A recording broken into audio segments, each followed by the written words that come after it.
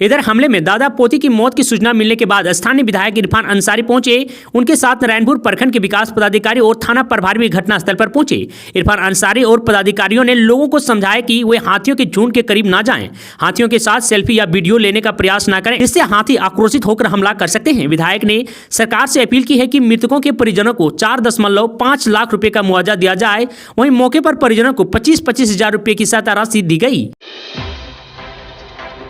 सुबह छठ घाट जा रहे बाइक और ऑटो के बीच टक्कर, 2 की मौत, 6 घायल। दरअसल बता दूं, धनबाद में सोमवार अर्ली सुबह पाथरडीह थाना क्षेत्र के चास नाला में भीषण सड़क हादसा हुआ। इस हादसे में 2 लोगों की मौत हो गई है, जबकि आधा दर्जन लोग घायल हैं। टक्कर सवारी ऑटो और बाइक के बीच हुई है।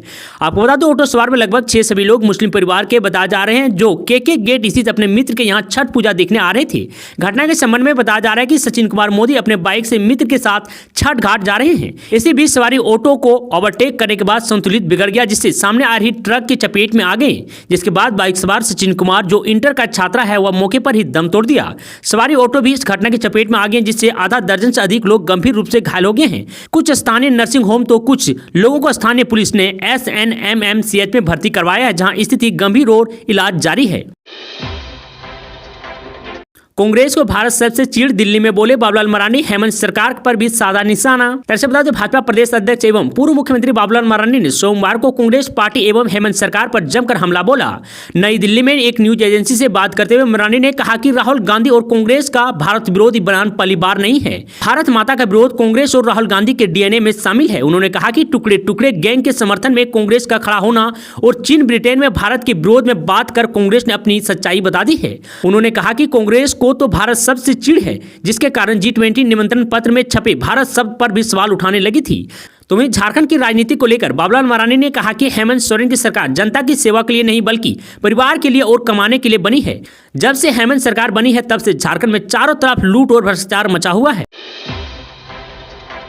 मुख्यमंत्री हेमंत सोरेन की याचिका पर झारखंड हाईकोर्ट में आज होगी सुनवाई।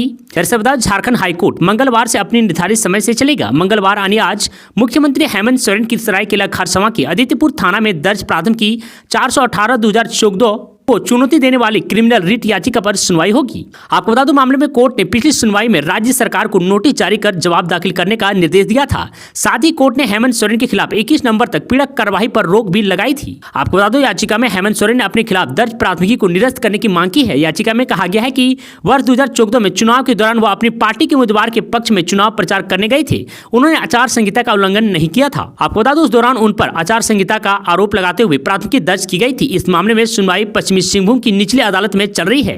हेमंत सोरेन ने अदालत में चल रही कार्रवाई पर रोक लगाने व उनके खिलाफ प्राथमिकी दर्ज को निरस्त करने की मांग की है। झारखंड की कई नदियों में छिपा है हीरा, होगी खोज, केंद्र सरकार से मिली हरी झंडी। ऐसे बता दूं, झारखंड की नदियों में हीरा खोजा जाएगा, जिसके लिए केंद्र ने हरी झंडी दिखा दी है। बता दें कि राजधानी रांची और पलामू परमंडल जिले के कई नदियों के कछार में हीरा खोजा जाएगा। फ्रांसिस यात्री JB की भारत यात्रा पुस्तक के छोटा नागपुर के डायमंड रिवर के पास खोजबीन की जाएगी। इसके साथ ही राजधानी रांची, गुमला, सिमडेगा, लोहरदगा, लातेहार समेत कई जिलों के नदी का सर्वेक्षण होगा, जिसमें GSI ने 2019 में यह परियोजना तैयार की थी।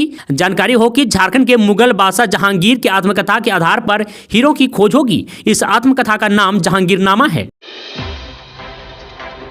शराब घोटाले केस में आरोपी कारोबारी योगेंद्र तिवारी की ED कोर्ट में पेशी आज। दरअसल बता दें, झारखंड में कथित शराब घोटाले से जुड़ी मनी लॉन्ड्रिंग केस में आरोपी योगेंद्र यादव को ED 1 नंबर कोर्ट में आज पेश करेगा। बता दें कि योगेंद्र तिवारी को रिमांड अवधि खत्म होने के बाद मंगलवार यानी आज ED कोर्ट में पेश किया जाएगा। प्रवर्तन निदेशालय ने लंबी पूछताछ के बाद योगेंद्र तिवारी को 19 अक्टूबर को गिरफ्तार किया था। गिरफ्तारी के बाद ED को योगेंद्र तिवारी की 21 दिनों की रिमांड मिली थी। बताया जाता है कि प्रेम प्रकाश के सहयोग से योगेंद्र तिवारी ने 19 जिलों में थोक शराब बिक्री का टेंडर हासिल किया था।